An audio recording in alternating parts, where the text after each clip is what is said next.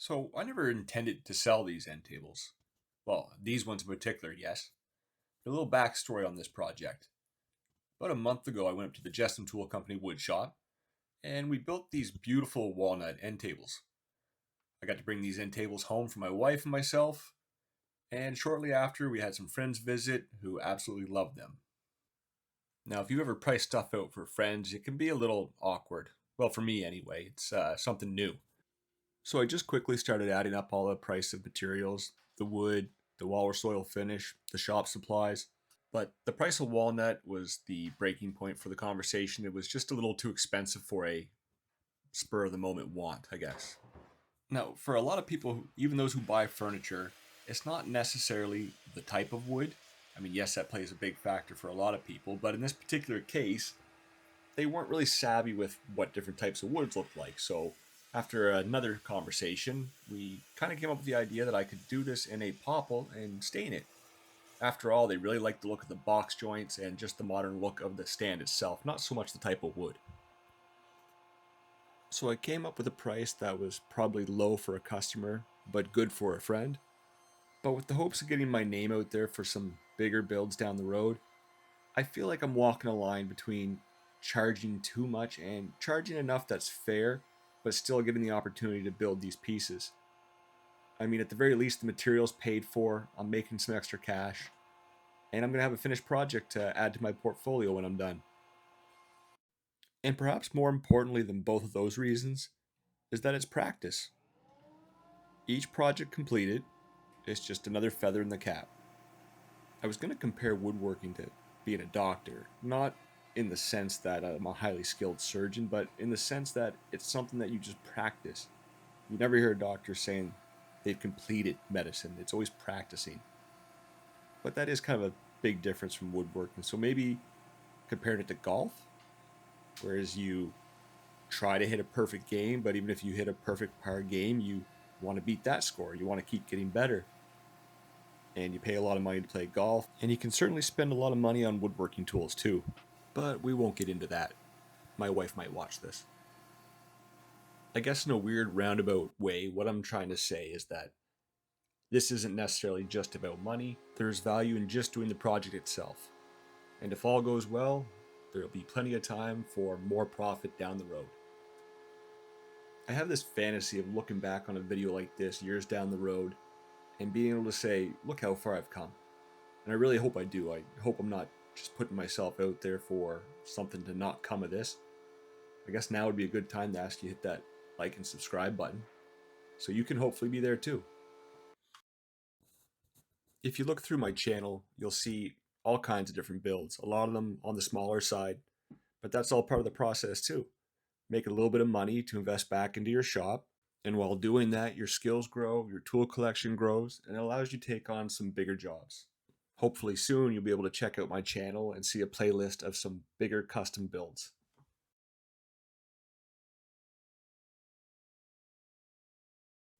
One thing that's made a big difference in my woodworking is my supplier. I found and got to know a local wood supplier, and it just makes finding the right material that much easier. I got all this poplar for about $60, I think it was. But price aside, you just get better quality wood than you would at a big box store most of the times. And getting to know someone by name and being able to call them up and just get a quick quote makes the whole job quoting go that much easier.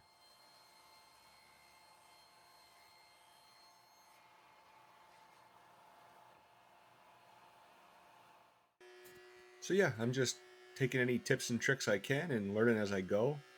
So if you got any that you want to share, go ahead and leave them in the comments. I'd really be interested in knowing how people bid their jobs, whether it's a shop hourly rate or just kind of eyeballing it and saying, hey, I think it's going to take me this long. Here's the price.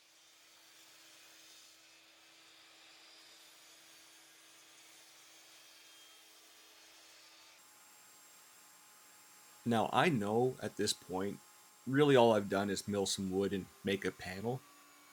But looking back even just a couple of years ago, there would have likely been issues that I would have encountered already. Maybe I would have clamped my clamps too tight. Maybe I wouldn't have had my tool set up straight enough.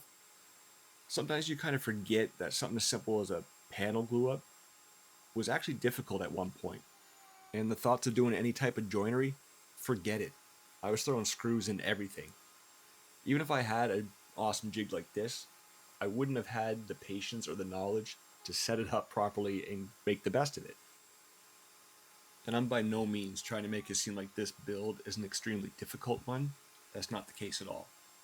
What I'm trying to do is tie in the fact that smaller projects can be a challenge just as much as bigger projects can, based on your skill set. And the goal is to continue growing that skill set. At least that's what I'm trying to do in this journey. And I'm willing to bet there's a lot of people with the same thoughts as me out there. In fact, I know there is. In my last video where I talked about where I'd like to go in my woodworking journey and how I'd like to challenge myself, I was blown away by the amount of support and the people that reached out to say they had the same feelings, which I thought was really cool. Obviously, I knew I wasn't the only one out there that dreamt of doing something they were passionate about for a living, but it was just really cool to hear from those people. That alone makes putting myself out here worth it. Finding like minded people that are kind of cheering each other on. I love it. As I'm editing this video, I realized that these clamps that I'm using right now are the first ones I ever bought. And now look at all the clamps in the background. Pipe clamps, parallel clamps, corner clamps. Man, I really gotta start selling some furniture here.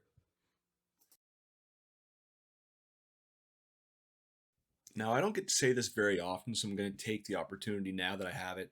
But this job went pretty seamless. I'm feeling really good about it. It definitely went better than the first time I built these, which is a good sign. And now that I'm at the sanding stage, and I didn't even have to buy a new tool that I just had to have for this particular project that I'm guilty of doing quite a few times, I might actually turn a profit on this one. Although I should buy a sander. I know, you're looking at this Merca saying, you've got a great sander. This one's not even mine. This is a friend of mine that's letting me use it. And I'm telling you, having a good sander makes a huge difference on furniture builds. Maybe he just won't ever ask for it back.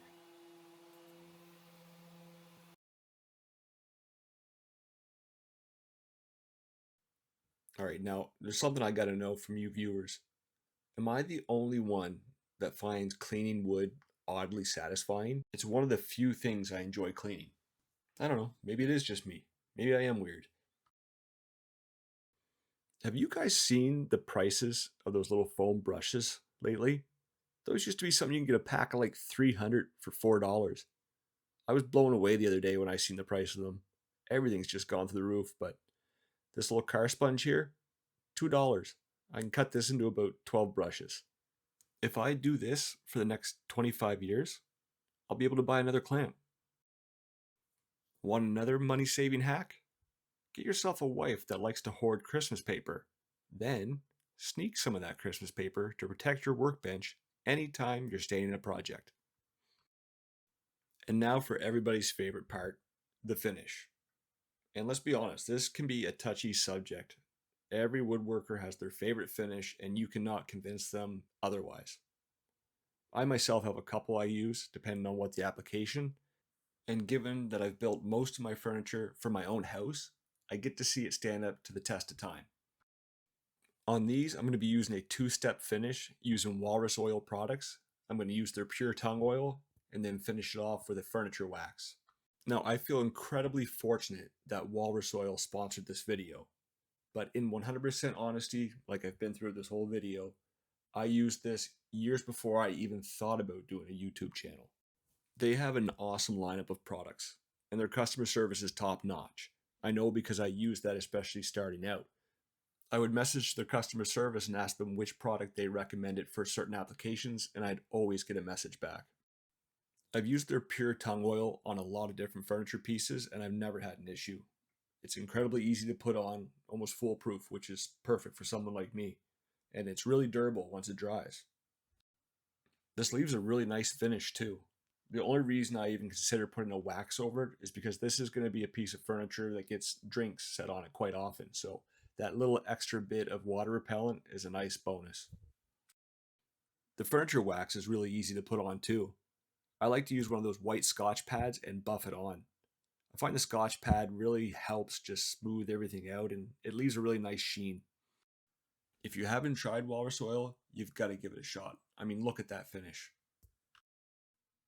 I was very happy at the way these turned out, and more importantly, my friends were even happier. I'm glad I got to make the project more cost effective for them. I think there's a general consensus that you shouldn't lower your price or treat family and friends any differently than another customer, but I disagree with that, especially at this stage of my woodworking career. I think it was more than worth it, and I'm happy I did it. Thanks for watching. I appreciate each and every view I get, and I hope to see you on the next one. Till next time.